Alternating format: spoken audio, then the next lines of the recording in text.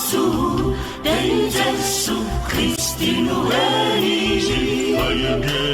sifaye na diamanta sifaye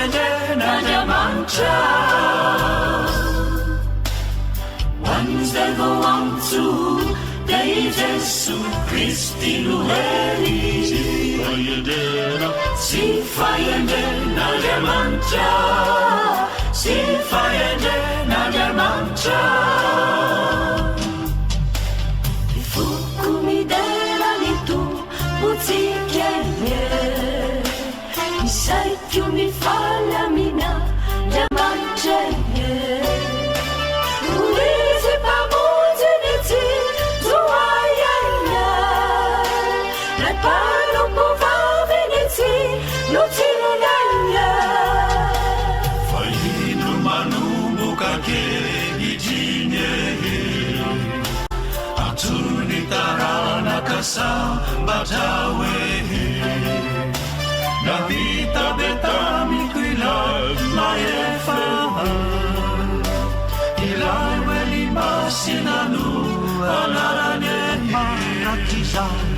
Manda kisaini tafunye tamnulu ngeheta mata utanze etu upandesi maye isande mangia kira usapia vuna wanzevo wantu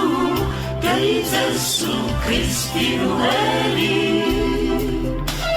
sifaye na diamanta sifaye na diamanta manunganire sepanza kazakeye kanefa mananda tire ambanyeye manuto tasuanire unoneye